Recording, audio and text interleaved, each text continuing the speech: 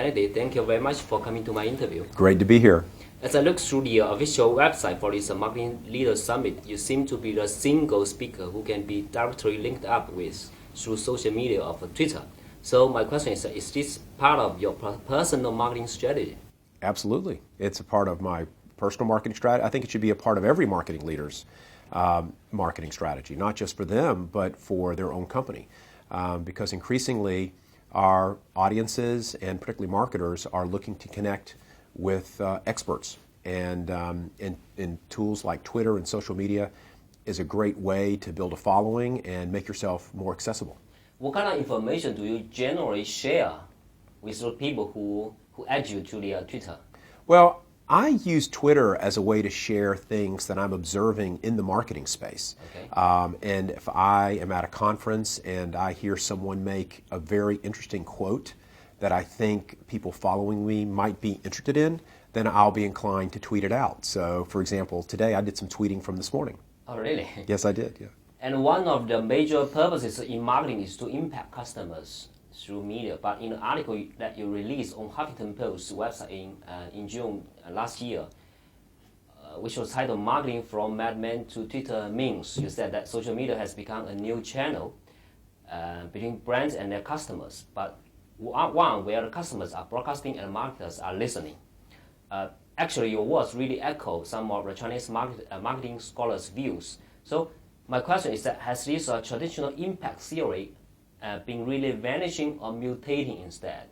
Well, I think it represents more of an evolution or a mutation. As you said, I think marketers will always have a set of messages or things that they would like to say to their audiences, but social media is giving a channel for our customers to not only talk to each other and share their observations, but more importantly, share back to the marketer their reactions and opinions on experiences with the brand. And so that's required marketers to do a much better job of listening to their customer base and their audiences to get better insights on their experience, and then over time really factor that in to improve their marketing efforts. Does this have something to do with your bottom-up theory? Oh, absolutely. I think social media is allowing marketers to understand at scale what's really happening across all of their markets.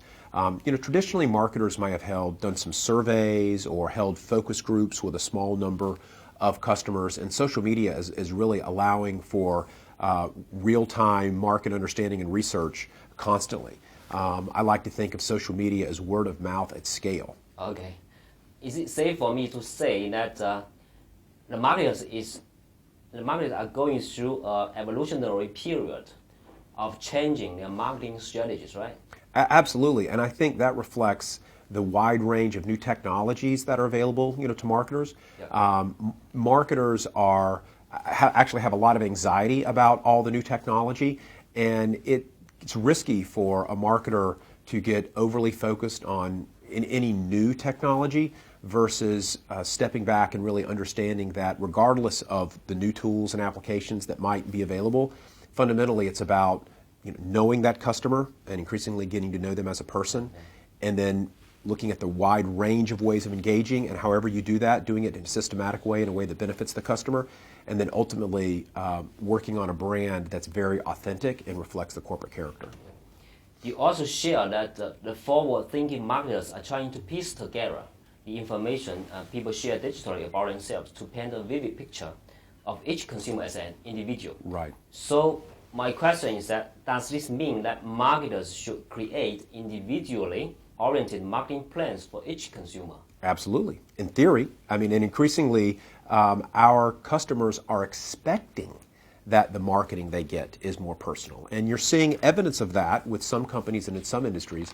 But as marketers begin to combine the data they know about a customer plus the new tools and technologies that are available to do more personalization at scale, I think over time you're going to see more of that kind of marketing. But how does a question can do that? Because one company has to face a lot of information from thousands of consumers. How the company can do that? It is very hard, right?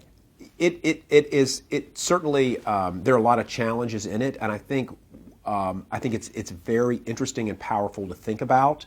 And it doesn't mean that every element of the marketing mix is going to become personalized. There are always going to be elements of the marketing mix that are more broad-based. There are always going to be elements of the marketing mix like digital marketing that allows itself to be more targeted. I think the point is, over time, marketing will have the potential to become so much more personalized as a result of a lot of the new data and technologies coming in. But more importantly, our customers are going to expect us to provide more personalized marketing, and that's going to raise the bar for the kind of work that marketers do over time. Yeah. You previously led IBM's Smart Planning Agenda and a range of other global enterprise-wide initiatives for brand development and marketing execution on a global basis, and also held the marketing leadership positions in different places within IBM. So, can you share your thought about how IBM plans to integrate the role of social media in its overall marketing around the globe?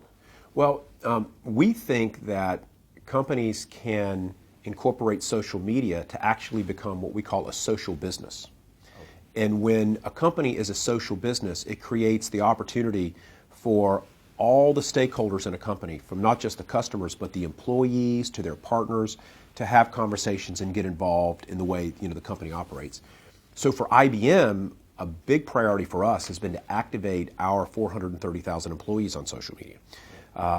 We are a company who is in business because of the expertise we have and the experts in our company. We like to think that every IBMer is an expert in some way.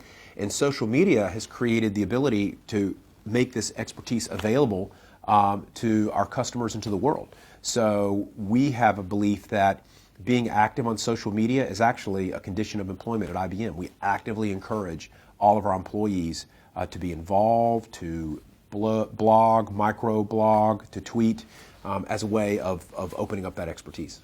The last question is, can you share your thought about whether or how IBM integrates the role of social media into your solution service, marketing solution services, which are offered to your global clients?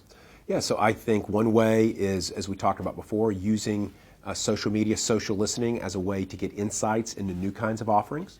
I think then there's using social media as a way to get feedback on the performance of those offerings. And then finally, using social media as a way for our audiences and customers to participate in the development of those offerings. Okay, thank you very much for your time. My pleasure. Thank you.